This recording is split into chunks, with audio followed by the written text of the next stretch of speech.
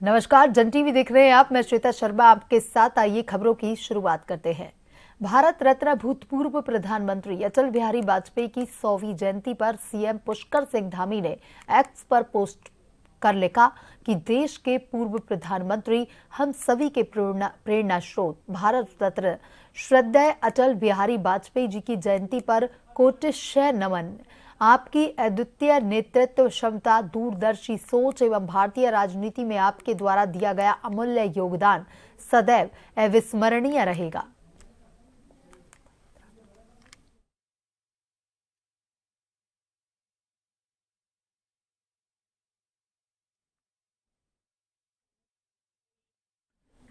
Bharatiya Janata party प्रदेश कार्यालय में अटल बिहारी वाजपेयी जन्म शताब्दी वर्ष सुशासन के रूप में मनाया गया। भाजपा प्रदेश अध्यक्ष ने कहा कि उत्तराखंड राज्य अटल बिहारी वाजपेयी की ही देन है, इसलिए उनको याद करना उत्तराखंड के लिए खास महत्व रखता है। उन्हीं के विचारों का अनुसरण करते हुए भाजपा का आम कार्यकर्ता अपने अपने क्षेत्रों से विकास में सहयोग प्रदान करता है और सुशासन की ओर अपना योगदान देता है।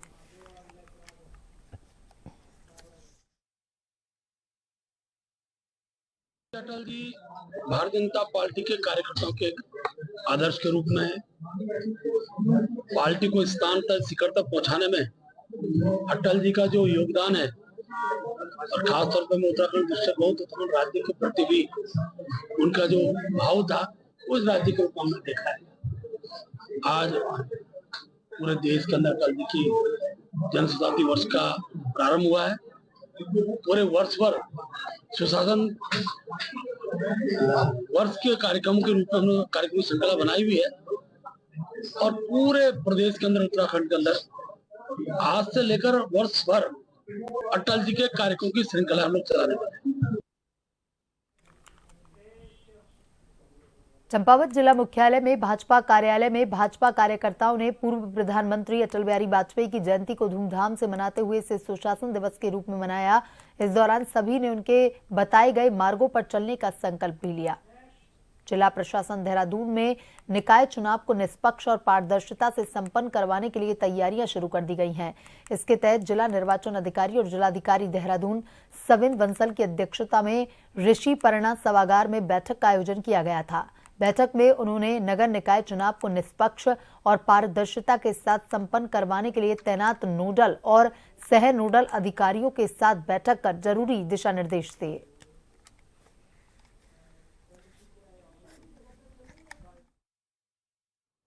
देखिए, हमारा इलेक्शन शेड्यूल अनाउंस हो चुका है और model code is also in force. So nominations हमारी इमीडिएट फर्स्ट एक्सरसाइज है। सो एक जनरल सेंसिटाइजेशन और सभी जो हमारे डिपार्टमेंटल ऑफिसर्स हैं जो इलेक्शन में कार्यरत रहेंगे, उनके अन्य डिपार्टमेंटल ऑफिसर सबॉर्डिनेट्स, चाहे वो AROs हैं या अन्य व्यवस्थाओं के नोडल्स हैं, उनको जो इंटेंसिव एक ट्रेनिंग है वो प्रारंभ कर दी गई है। और सभी से यह अनुरोध भी किया गया है कि समय सारणी के अनुसार और जो हमारे आयोग के दिशा निर्देश हैं उसके अनुरूप कार्य करें।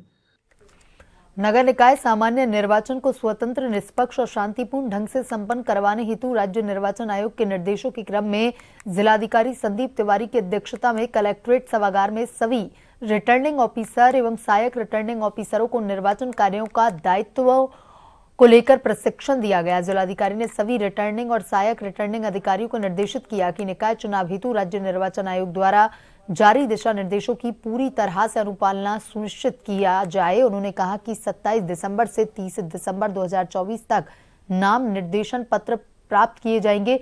31 दिसंबर से 1 जनवरी 2025 तक नाम निर्देशन पत्रों की जांच, 2 जनवरी तक नाम वापसी और 3 जनवरी को प्रतीक चिन्ह आवंटित किए जाएंगे। निकाय चुनाव के लिए 23 जनवरी को मतदान और 25 जनवरी को मतगणना होगी।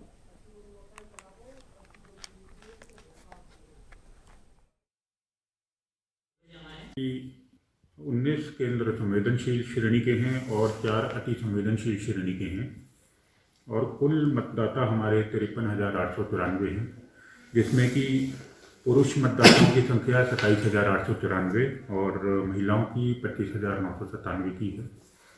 और आरक्षण की जहाँ तक बात है तो हमारे 3 निकाय अनारक्षित हैं और अन्य निकायों में महिला, ओबीसी और अनुसूचित जाति इस तरह से आरक्षण तय किया गया है राज्य सरकार द्वारा। और अब नाम निर्देशन की प्रक्रिया आरंभ हो जाएगी परसों से, तो सभी आरओ को आवश्यक ट्रेनिंग दे दी गई है और उसके बाद जो प्रक्रिया है टाइम टेबल के अनुसार की जाएगी और समय समय पर आवश्यक training sector magistrate, zonal magistrate, polling parties की जाएंगी। राज्य निर्वाचन आयोग द्वारा निकाय चुनाव की तिथि घोषित करने के बाद से भाजपा और कांग्रेस पार्टी में दावेदारों का सिलसिला लगातार जारी है। इसी कड़ी में राजधानी देहरादून के कांग्रेस प्रदेश मुख्यालय में देहरादून के मेयर पद के लिए कांग्रेस के प्रदेश मीडिया प्रभारी राजीव महर्षि ने अपनी दावेदारी पेश की। इस बीच राजीव महर्षि ने कहा कि आज देहरादून की जो स्थिति है उससे जनता बहुत ही ज्यादा त्रस्त है और स्मार्ट सिटी के नाम पर देहरादून की भोली भाली जनता के साथ छल किया गया है। साथ ही उन्होंने कहा कि हमने देहरादून के विकास के लिए एक रोड मैप तैयार किया है और अगर पार्टी हमें अवसर देती है तो हम उसे धरातल पर उतारने का प्रयास करेंगे।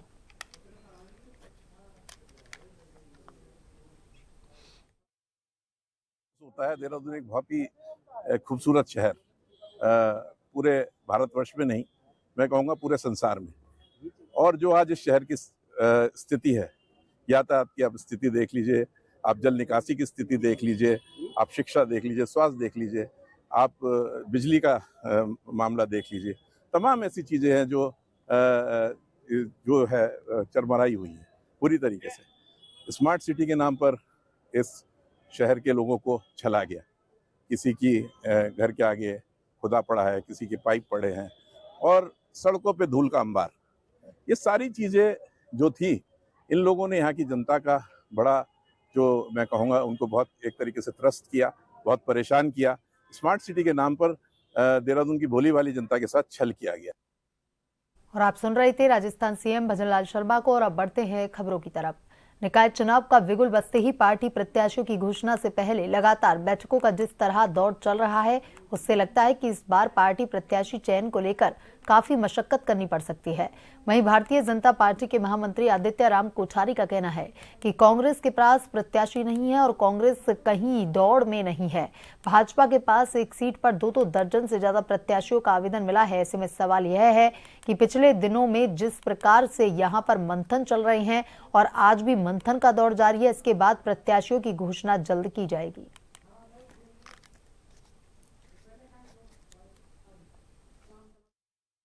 प्रत्याशियों के चयन की प्रक्रिया में आगे बढ़ रही है। कल प्रदेश नेतृत्व के द्वारा कुमाऊं के सभी जिलों के सभी दावेदारों के विषय में फीडबैक ली गई।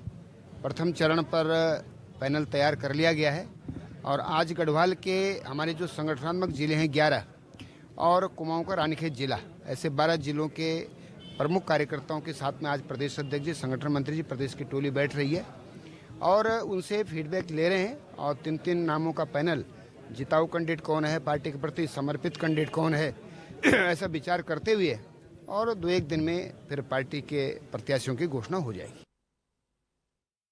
उत्तराखंड में निकाय चुनाव की प्रक्रिया जारी है। पीरान कलियर विधायक हाजी फुरकान अहमद को उनके विधानसभा क्षेत्र के 4 नगर पंचायतों के लोगों ने कांग्रेस के टिकट की दावेदारी जताते हुए अपने अपने आवेदन सौंपे। विधायक ने बताया कि पीरान कलियर, इमली खेड़ा, रामपुर और पड़ली गुज्जर क्षेत्रों में उनके पास आवेदन आए हैं, जिन्हें वो प्रभारी को सौंपने जा रहे हैं।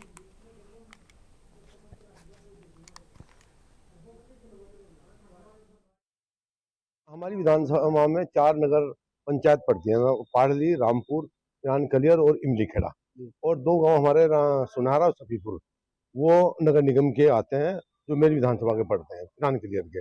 तो अभी हमारे प्रभारी जी सजमान जी आए थे, उन्होंने सबके आवेदन लिए और आवेदन लेकर अभी हाईकमान को भेजेंगे और जो भी हाईकमान का फैसला होगा वो हमारे सब कैंडिडेट। और रामपुर से मेरी धर्मपत्नी शाहजहां ने अपना आवेदन किया और भी अगर वो भी आवेदन हो गए तो वो कहना है कि जो भी हाईकमान का फैसला होगा वही होगा और हम उसे जितवाएंगे। काशीपुर में आज प्रदेश में निकाय चुनाव की अधिसूचना जारी होते ही नगर निगम तथा नगर पालिकाओं के संभावित प्रत्याशियों और उनके समर्थकों में खासा उत्साह नजर आ रहा है। काशीपुर नगर निगम के संभावित प्रत्याशियों ने भी पार्टी पर्यवेक्षकों के सामने अपनी अपनी दावेदारी पेश कर दी है, तो वहीं संभावित प्रत्याशियों के लिए उनके समाज के द्वारा टिकट की मांग भी तेज हो गई है। इसी क्रम में काशीपुर नगर निगम मेयर पद के लिए दावेदार शक्ति प्रकाश अग्रवाल के समर्थन में आज भारतीय वैश्य महासंघ की काशीपुर इकाई के द्वारा एक प्रेस कॉन्फ्रेंस के आयोजन के माध्यम से समाज के शक्ति प्रकाश अग्रवाल को मेयर पद का टिकट देने की मांग की गई। शीर्ष नेतृत्व और माननीय मुख्यमंत्री जी से यह निवेदन करना चाहते हैं कि काशीपुर में मेयर पद के लिए वैश्य समाज से हमारे शक्ति अग्रवाल जी आते हैं, उन्हें टिकट दें ताकि वो भारी मतों से विजय बनकर काशीपुर को स्वच्छ और सुंदर बना सके। हम लोग भाजपा के साथ हैं, लेकिन हम लोगों की मांग है कि अगर भाजपा अब हम लोगों को यह मौका देती है तो यह काफी अच्छा रहेगा, अगर नहीं भी देती है तो हम लोग भाजपा के साथ हैं। काशीपुर राज्य में आदर्श आचार संहिता लगने के बाद नगर निगम ने काशीपुर में लगे चुनाव प्रचार में पोस्टरों को हटाना शुरू कर दिया है। पूरे नगर में हर एक पार्टी के बैनर पोस्टर पटे पड़े हैं, लेकिन आचार संहिता लगते ही नगर निगम पूरी तरीके से सतर्क नजर आने लगा है। आपको बताते हैं कि इसी क्रम में जब नगर आयुक्त विवेक राय से वार्ता की गई तो उन्होंने बताया कि आदर्श आचार संहिता प्रदेश में लागू हो गई है। इसके चलते पूरे नगर में जो बैनर पोस्टर लगे थे उनको हटाने का कार्य किया जा रहा है। आदर्श आचार संहिता लगने के 72 घंटे के अंदर पूरे नगर क्षेत्र से चुनाव सामग्री हटा दी जाएगी। उन्होंने कहा कि अगर आचार संहिता का कोई प्रत्याशी उल्लंघन करता पाया जाता है तो उसके विरुद्ध विभागीय कार्रवाई की जाएगी।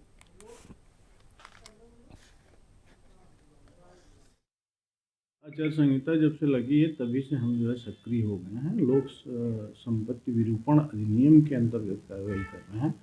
साथ ही जो है ऐसे भी संपत्तियां जिस पर कि बिना किसी की सहमति के पोस्टर बैनर लगाए गए उसको भी हटाए जा रहे हैं। ये प्रक्रिया निरंतर चल रही है और हमें ऐसा लगता है कि शाम तक हम 90% चीज़ों को हटा लेंगे। कोई चीज़ बचेगी उसको कल तक खत्म कर दिया जाए। हमारे जिला निर्वाचन अधिकारी महोदय के स्तर से नोडल ऑफिसर्स नामित होंगे, उनके स्तर से जिस तरीके का दंड होगा उसके अनुसार कार्रवाई होगी, नोटिस दी जाएगी। नोटिस के जवाब से संतुष्ट होते हैं, नहीं संतुष्ट होते हैं, उस तरीके से प्रक्रिया होगी। ये डिपेंड करेगा कि किस तरीके का अवहेलना की गई। हाईकोर्ट ने हल्द्वानी शहर में मंगल पड़ाव से रोडवेज बस स्टेशन तक रोड का सौंदर्यकरण करने के साथ ही सड़क का चौड़ाईकरण की जद में आ रहे कई व्यापारियों की याचिका पर सुनवाई के बाद अगली सुनवाई के लिए 27 दिसंबर की तिथि नियत की है। कार्यवाहक मुख्य न्यायाधीश मनोज कुमार तिवारी न्यायमूर्ति पंकज पुरोहित की खंडपीठ ने पूर्व में अतिक्रमण हटाने के आदेश को बरकरार रखा। यह मामला हल्द्वानी में मंगल पड़ाव से लेकर रोडवेज स्टेशन तक सड़क चौड़ाईकरण की जद में आ रहे हैं। 17 भवन स्वामी व व्यापारियों ने हाईकोर्ट में अलग अलग याचिकाएं दायर कर कहा था कि नगर निगम और लोक निर्माण विभाग में उन्हें नोटिस जारी कर चिन्हित अतिक्रमण को स्वयं हटाने को कहा था। प्रार्थना पत्र पर कहा था कि हाईकोर्ट ने एक जनहित याचिका को निस्तारित करते हुए कहा कि अगर किसी अतिक्रमणकारी का हित प्रभावित होता है तो वे उचित फोरम में अपनी शिकायत करने पर उनका पक्ष सही तरीके से सुना ही नहीं गया।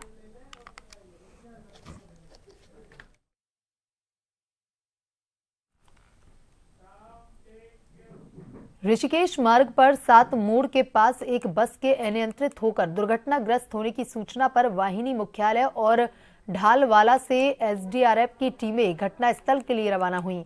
घटनास्थल पर दुर्घटनाग्रस्त बस में सवार एक लड़की का पैर बस में फंसा हुआ था, जिससे वह अंदर ही फंस गई थी। एसडीआरएफ टीम द्वारा मौके पर पहुंचकर जिला पुलिस के साथ मिलकर रेस्क्यू ऑपरेशन चलाते हुए लड़की को सकुशल रेस्क्यू कर सुरक्षित बाहर निकाला गया। बस में 45 बालिकाएं सवार थी जो सुरक्षित हैं। यह स्कूल बच्चों का ग्रुप स्पोर्ट्स इवेंट में शामिल होने के लिए बागेश्वर से महाराणा प्रताप स्पोर्ट्स कॉलेज देहरादून आ रहा था।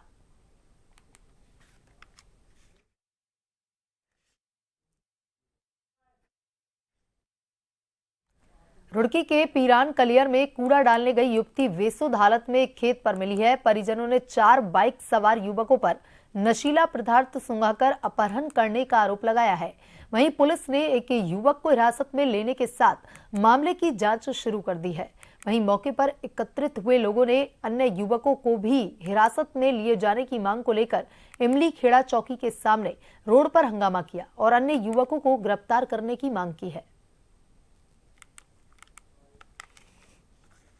कि मॉर्निंग में एक सूचना मिली थी कि किसी बच्ची के साथ कुछ गलत हुआ। उसने 2-3 लोगों के बारे में बताया। उस पर पुलिस काम कर रही है। 2 अभियुक्तों को पुलिस ने पकड़ लिया है। बाकी पे अभी काम चल रहा है और जैसे चूंकि परिजन काफ़ी सारे लोग इकट्ठा हैं, उनमें रोष है घटना को लेकर के, तो पुलिस आगे की कार्रवाई करेगी। रामनगर में रानीखेत रोड पर तुलसी दिवस के अवसर पर विश्व हिंदू परिषद, बजरंग दल के कार्यकर्ता सहित दुर्गा वाहिनी के तहत मातृशक्ति द्वारा संयुक्त रूप से तुलसी के पौधे की पूजा अर्चना करने के बाद हलवे के प्रसाद का भोग लगाकर प्रसाद का वितरण किया गया। विश्व हिंदू परिषद के प्रखंड उपाध्यक्ष सूरज चौधरी ने बताया कि हर वर्ष 25 दिसंबर को तुलसी दिवस का पर्व मनाया जाता है, जिसके क्रम में आज यह कार्यक्रम आयोजित हुआ है। उन्होंने हिंदू समाज के सभी लोगों से इस पर्व को मनाने के साथ ही अपने अपने घरों में एक एक पौधा तुलसी का लगाने की अपील करते हुए कहा कि सभी हिंदू समाज के लोग अपने घर में तुलसी का पूजन करें और अपने समाज को मजबूत करने के साथ ही समाज को एकजुट करने में अपनी महत्वपूर्ण योगदान दें। हर वर्ष विश्व हिंदू परिषद, बजरंग दल, मातृशक्ति दुर्गा वाहिनी द्वारा पूरे हिंदू समाज को इस राम की नगरी रामनगर संदेश दिया जाता है कि अपने सनातन धर्म में तुलसी पूजन होता है 25 दिसंबर को, और इसी को मानकर सर्व हिंदू समाज को तुलसी दिवस मनाना चाहिए। और ये कार्यक्रम भी इसीलिए तय किया जाता है कि इससे पूरे हिंदू समाज तक संदेश पहुँचे कि 25 दिसंबर को तुलसी दिवस का ही तुलसी पूजन ही होना चाहिए। आज अपना हर वर्ष की भांति इस वर्ष भी आज भी विश्व हिंदू परिषद द्वारा हलवे का वितरण इस रामनगर क्षेत्र में किया गया। Mallital Nainital central Methodist church में प्रार्थना की गई। प्रभु यीशु मसीह को याद किया गया। इस अवसर पर प्रभु यीशु मसीह के जन्म से संबंधित गीत और संदेश दिए गए। मुख्य अनुष्ठाता फादर ने कहा कि प्रभु यीशु का जन्म जीवन में प्रेम, शांति और खुशी लेकर आता है।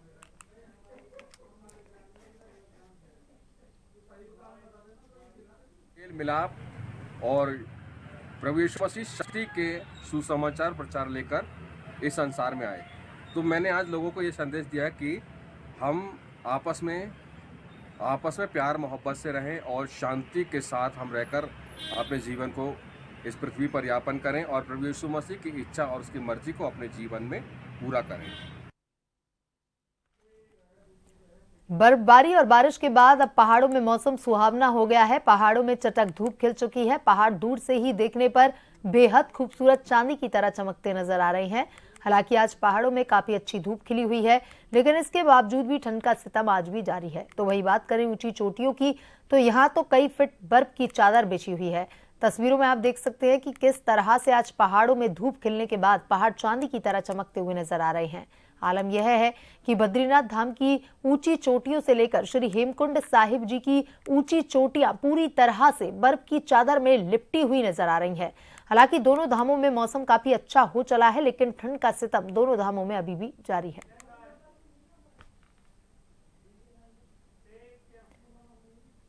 देहरादून मौसम विभाग ने पूर्व अनुमान जारी किया है। 27 दिसंबर से 29 दिसंबर तक बारिश बर्फबारी की संभावना जताई है। उत्तराखंड में आज और कल मौसम साफ रहेगा। 27 दिसंबर से राज्य में हल्की बारिश का दौर होगा शुरू। 28 दिसंबर को अधिकांश हिस्सों में बारिश और ऊंचाई वाले स्थानों पर होगी बर्फबारी। 29 दिसंबर को भी अधिकांश हिस्सों में बारिश बर्फबारी का अनुमान है।